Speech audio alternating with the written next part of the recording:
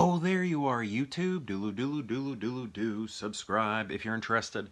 Hey, let's do a random ranking today. Let's go to my movie collection behind me and pick out 3 movies at random with my eyes closed and then rank those movies from most favorite to least favorite. I'll rank them here in the video, and if you'd like to rank them in the comments below, please feel free to do so. But let's get to picking some movies. Now, I did say that I was going to do this with my eyes closed. I don't always do that, but how about I actually do that this time? Let me pick something from down here. 1, eyes closed. I already forgot to do it, even though I just said I was going to do it. Let's go down here. Let's go down low. 2, and then maybe whatever this movie is. 3. Ooh, I think I got 2 snapper cases. Okay, we got to make sure I've seen all these, because if I have not, we got to replace them. So let's see. Seen it. This is funny. Wow. I was just talking to The Good, The Bad, and The Okay, check out their channel, about reviewing this on their channel. So I'll get to that in a minute. Actually just reviewed this one, so I'm going to get rid of it. The movie's gaudy. Made for TV movie. I love it. Very, very good. But I'm going to get rid of it just because, again, I just ranked it not that long ago. I just did that one not long ago. I want fresh rankings. Let's find a fresh ranking right here, please. Gosh, it's been so long. I'm not going to do that one because it's been so long. It would be a fresh ranking, though. Maybe this is a fresh ranking. Gosh. Fresh ranking. Okay, it's been a while. All right, here we go. So, let's talk about Blow. You know, we have Penelope Cruz here, we have Johnny Depp here. I believe this is based off of a true story. Pee Wee Herman is in it, and Julia Roberts' daughter, nope. Julia Roberts' niece, Emma Roberts, is in it. She's a young girl in it, probably her first role. I feel like I liked this movie like when it came out, but then upon rewatch, I just didn't think it was as good. Like, it was one of those movies where when you're older, more mature, more seasoned or something, you're like, that's not as good as I thought it was. I had a friend who thought that about Interview with the Vampire. I still like Interview with the Vampire. But this one, I'm not saying it's a bad movie, but I don't think it's like as great as I thought it used to be, as I thought it was back in the day. Do you remember Infinifilm? Do you remember those? What did they even mean? I don't even remember. Next we have American Animals. I probably reviewed this not too long ago, but I just think this movie's great. I like talking about it. It's about some book thieves, art book thieves, and like bird illustrations, things like that. And I think they steal it from like a library, like a university library or something. And I just found this movie so intense, like tense, like there was a lot of build up to it, right, towards this robbery, this theft that they were going to do. But what was really cool about it, and maybe this is pretentious, but even if it is pretentious, it's cool pretension. The movie has actors in it, right? Like actors playing, because this is based off a true story, actors playing these real people, but also the real people are in the movie also, like being interviewed, but they're sort of like woven into the diegesis of the movie. So it's like simultaneously dramatization and like documentary at the same time, interview style documentary. And I don't know, I just thought it was really cool. I mean, I feel like you see that type of stuff on TV, like with true crime things, but it's done in a cinematic, more substantive way here, and I like that.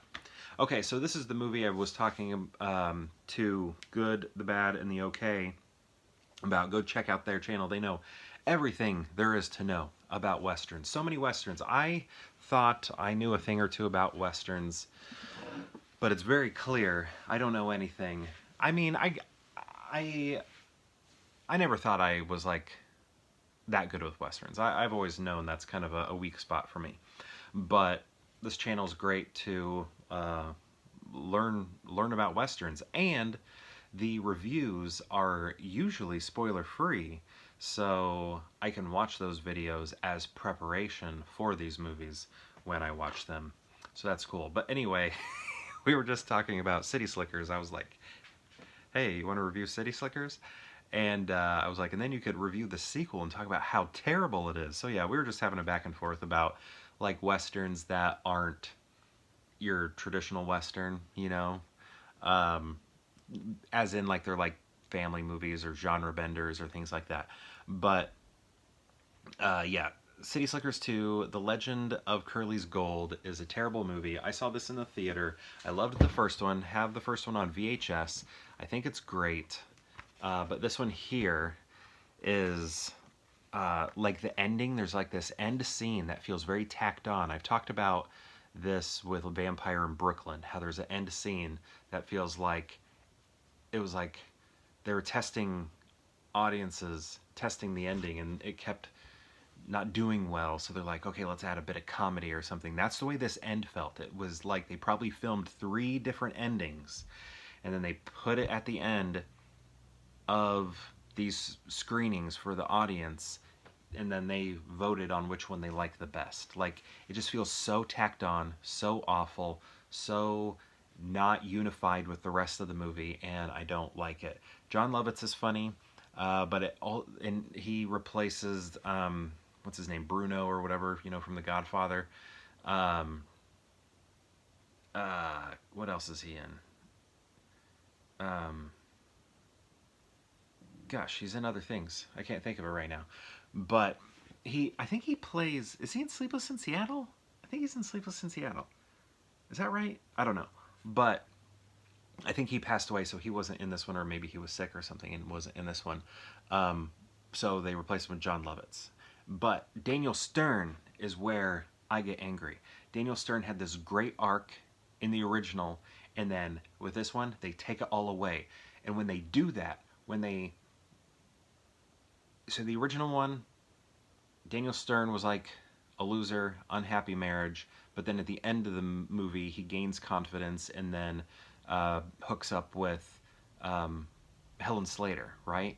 And this one, Helen Slater's not in it. They just rewound his character, and he's miserable again. He's like a miserable divorcee this time instead of a miserable married man. And I just hate it so much because he had a great arc, and then they just took it away. And then when you're watching this one, you're like, well, here's this character again doing the exact same thing. And I just think it would have been great for him to basically be a new character here, a happily married man with a beautiful wife. And they didn't do that. And I don't like it. It was like everything we got from Daniel Stern in the first movie turned into a waste of time. And major pet peeve of mine. I do not like when that happens. Anyway, I kind of like the art, though, for this. It's weird. This is like real art back here. But then it's like photo collaged. They photo collaged Billy Crystal in the front. But I don't know. I saw this in the theater when I was a kid because I loved the first one, and it just wasn't as good. And even as a kid, I was watching it thinking, I don't think I like this one as much. Okay, so my question to you is, have you seen... No, I'm not even there yet. I haven't even ranked these. Okay, how am I going to rank them? I don't know. What's better? Being lukewarm on a movie or being very upset with the film? Like, this one gives me more emotions, so in a way I feel like it should be here, where this one's just kind of like turned into a dud for me. Not a dud, but just not as exciting. So, I don't know. Box art, though, I'm giving it to that. I don't know. I think maybe I'm angry enough at City Slickers 2 that I'm going to put it at the end. City Slickers 1, though, if it were here, it would be like number 1, okay? So, yeah, I'm going to go with American Animals, then Blow, and then City Slickers. So, that's my ranking right here. My question to you is, have you seen these movies? And if so, what do you think of them? And if you've seen all 3, how would you rank them? I'd love to know. Let me know in the comments below, and perhaps I'll see you tomorrow for more Pure Hangout.